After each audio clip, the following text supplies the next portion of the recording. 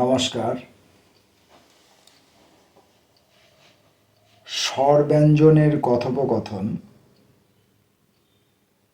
এরকম শীর্ষ নাম দিয়ে একসময় আমি বর্ণানুক্রমিক কিছু লেখা লিখেছিলাম। তো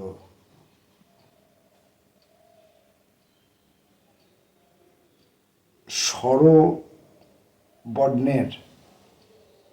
সাহায্য নিয়ে বা স্বরবর্ণগুলিকে সামনে রেখে বা স্বরবর্ণগুলোকে অবলম্বন করে বা স্বরবর্ণগুলিকে মুখ্যত স্বীকার করে আমি কিছু যে লেখা লিখেছিলাম, ব্যঞ্জনের কথায় পরে আসব অন্য কোনো সময়ে। আজকে স্বরবর্ণের কথা বলছি। তো সেই স্বরবর্ণগুলিকে অবলম্বন করে যে লেখাগুলো লিখেছিলাম তার মধ্যে বর্ণানুক্রমিকভাবে আজকে কয়েকটি লেখা পড়ব।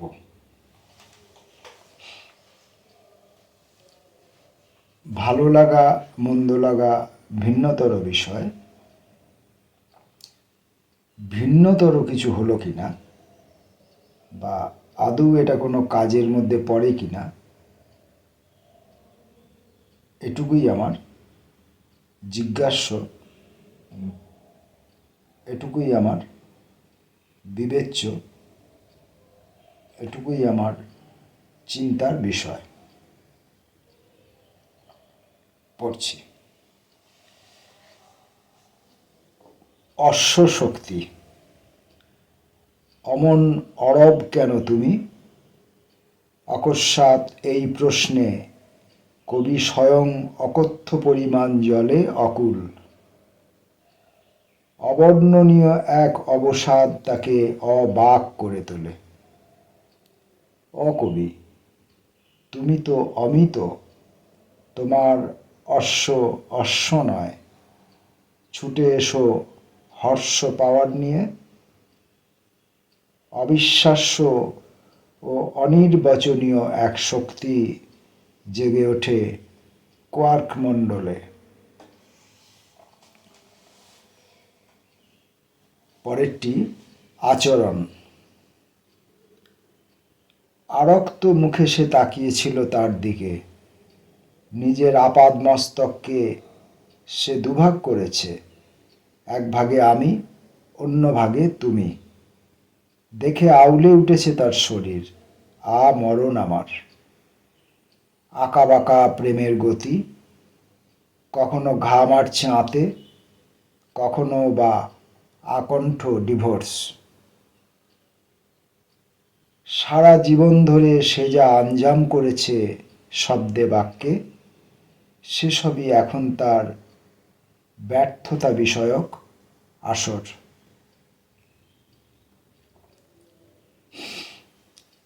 ইরাবান। ইলা বললে এই পৃথিবীটার কথা বোঝে লোকে। ইরা বললে এই পৃথিবীটার কথা বোঝে লোকে। ইস্কাপনের বিবি ছাড়া যা আর কিছু নয়। বাক্য বা বাণী, ধেনু বা গাভী, সুরা জল, এমনকি বুধের ঘরণীর কথাও ভাবে কেউ কেউ। তোমার কথাও যে হতে পারে তেমন ভাবনা কাউকেই আবিষ্ট করে না। আমিও চাই না কোনো নামপদ নিয়ে তোমাকে চিহ্নিত করতে, যা নিয়ে বোকা বোকা কোনো প্রেমিক কবি। আমিও চাই না কোনো নামপদ নিয়ে তোমাকে চিহ্নিত করতে, যা নিয়ে বোকা বোকা কোনো কবিতা প্রেমিক একদিন হয়ে উঠুক বিখ্যাত এক প্রাবন্ধিক। বিদ্যুৎ মাছ ইলকে বাংলা অভিধানে ঢোকাই, তার প্রিয় মহিলাকে বলি ইলা, যাতে গভীর রাতের মধ্যে হারিয়ে যায় ইমন। ইলাবৃত বর্ষের খোঁজে পিছনের দিকে হাঁটুক পদযাত্রার দল। এই যে কবিতা পড়তে গিয়ে আমার কথা আটকে যায় মুখে, তা এমনটা মনে হতে পারে যে আমি এই কবিতাগুলো আগে কখনো পড়িনি, প্রস্তুতি নিইনি, একবারও পড়ে দেখিনি। অনেক সময় এমন হয়েওছে যে আমি প্রথম পাঠেই পড়ছি, কিন্তু সবসময় তো তেমনটা নয়।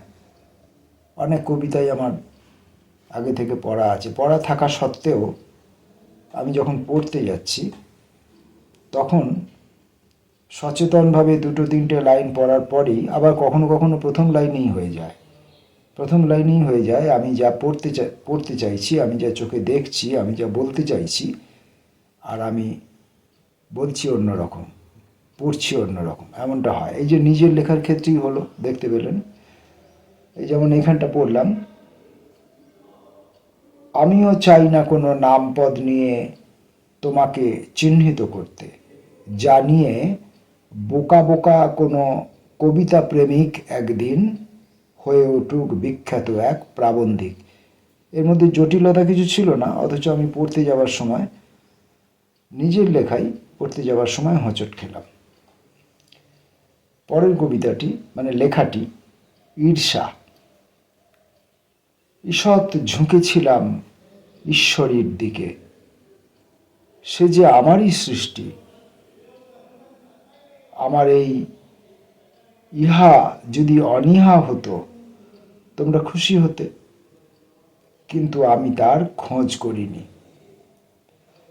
খোঁজের সারথি হতে না চাওয়া আমাকে উল্লেখযোগ্যতা থেকে দূরে সরিয়ে দিয়েছে।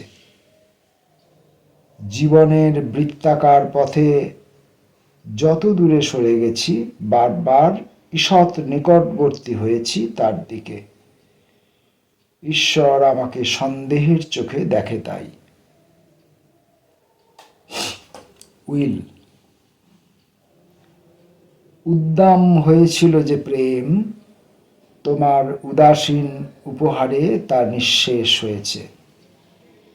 উপরন্তু যে বিপুল পরিমাণ জলরাশি উপযাজক হয়ে আয়োজন করেছিল এক অন্য রকমের স্নান, সেও এখন এক উস্কো খুস্কো বেপথু পথচারী। উদ্দিষ্ট প্রেম এবং জলরাশির জন্য বিন্দুমাত্র করুণা প্রার্থনা করছি না। যে অনিবার্য পরিণতি একদিন উপস্থিত হবে তোমার নাম চায়, তা যাতে উপমা হিসাবে ব্যবহার না হয় কারো জীবনে, তার জন্য কিছু উপনদী, উপনগরী ও এক উপবনের উপস্থাপনা করতে চাইব আগামী উপন্যাসে। উহ্যযোগ্য। ঊনপূর্ণ এই জীবনের এসোনা কোয়ান্টাম থিওরির আলোয় ফেলে দেখতে চাইছি। ছোট হলেও দু চারটে উর্মিমালা থাকেই প্রত্যেকের জীবনে।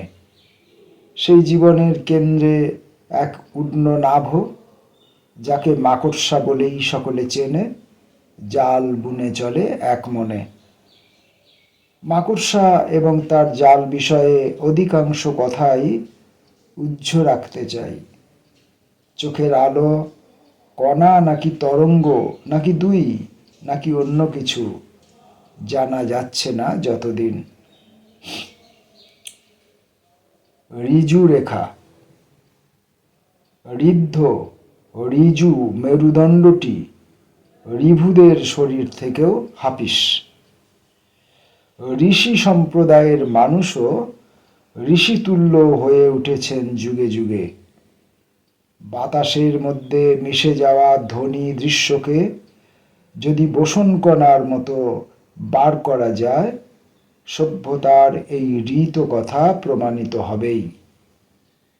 হে ঋতুমতি প্রেম, তুমি গর্ভবতী হও, আমি তোমার দাসত্ব করব ষোড়শোপচারে। এপিক। একটা স্বপ্ন নির্মাণ বিষয়ে কাল স্বপ্নে এসেছিল। যে এলো তার এলো চুলে রাস্তা হারাবার এক রঙিন আমন্ত্রণ ছিল, কিন্তু আমার ততটা এলেম ছিল না। কেবল ঘুমের পাতায় লিখে রেখেছিলাম সেই সরল অঙ্কের জটিল ফর্মুলা। ঘুম ভাঙার পর সকালে সেই ঘুমের পাতাটি পাওয়া গেল না এপার ওপার কোথাও। এখন এহন গল্প, এক্সিবিশন বা একাত্মতা কোনো জায়গাতেই এসরাজ বাদনের কাজে লাগবে না। ঐহিক, ওই যে দেখো আমার মৃতদেহ যাচ্ছে। যে দেহের ইন্দ্রিয় আমাকে দিয়ে অনেক পাপ করাতে চেয়েছে, মল মূত্র কফ ঘাঁটিয়েছে, মুখ বুজে আমি সেসব ঐহিক কুকর্ম করেছি দিন দিন। ঐকিক বা অধিক নিয়মে তার সহস্র জুলুম চিনির বাতাসা ভেবে আহার করেছি। ওই দেখো, যে আমার ঐচ্ছিক বা অনৈচ্ছিক মতকে সম্মান করেনি কখনো কোনো দিন, আজ সে আমার মৃতদেহ বহন করছে শ্মশানের দিকে। ভার বহনের কষ্ট সহ্য করছে, খিদমতগারের বিনাশ হয়েছে ভেবে। তোমরা তো জানো, যে শরীর মারা গেছে সে কখনো ছিলাম না আমি। আমি বেঁচে আছি, আমি ঐশী জাগতিক। অলন্দরি, ও কণা আর আমি কণা দিয়ে তৈরি এই জগৎ। কোনো কোনো কণা বিশরদ ও কণাকে সে কণা তুমি কণাও বলে থাকে। ক্ষীর প্রস্তুতকারক যুগে যুগে যাদের কবি বলা হয়, যারা ওর রূপ বর্ণনার জন্য বিশেষণ খুঁজতে খুঁজতে ওম পর্যন্ত গেছে বারবার, তারা ওর বিমূঢ় প্রেমিক কেবল।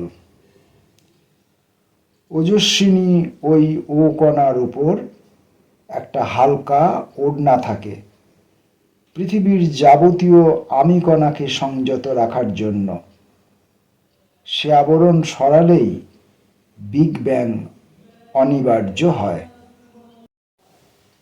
ঔদার্য, ঔপন্যাসিকরা তাঁদের গল্পে আমার চরিত্র এতটাই হীন, চরিত্রহীনের চরিত্রেও আমাকে নেননি। সেই পরাশরের ঔরসে আমার জন্ম নয়, লোকে যার ছেলেকে বেদব্যাস বলে চেনে। আমি এক ঔচিত্যবোধহীন মানুষের ঔজ্জ্বল্যহীন শুক্রাণু, একটি ডিম্বাণুর ভালোবাসা না পেয়ে ঔদ্ধত্য দিয়ে গড়ে উঠেছে যার গড়ে না ওঠা গৌণ প্রণয়। চীনের ঔ নদীকে আমি চিনি না আদৌ, ঔ তোমাকে। এই ছিল স্বরবর্ণগুলিকে লাঠির মতো ধরে, হাতে লাঠি নিয়ে যেমন লোকে রাস্তা হাঁটে, সেইভাবে স্বরবর্ণগুলোকে লাঠির মতো অবলম্বন করে আমার কিছুটা রাস্তা হাঁটাহাঁটির প্রচেষ্টা। তার মধ্যে থেকে কয়েকটি নমুনা দেখালাম, শোনালাম। যদি এ বিষয়ে আপনাদের গালাগাল পাই, তবে অন্য একটি ভিডিওতে ব্যঞ্জনের কিছু উপমা দেওয়া যায়। ব্যঞ্জন তো অনেক, তাই এখানে যেমন স্বরের প্রত্যেকটি স্বরের একটি করে উপমা দেখালাম, ব্যঞ্জনের ক্ষেত্রে সেটা সম্ভব হবে না। ব্যঞ্জনের ক্ষেত্রে অল্প কয়েকটি নিয়ে একটা ভিডিও করব। ততক্ষণের জন্য নমস্কার।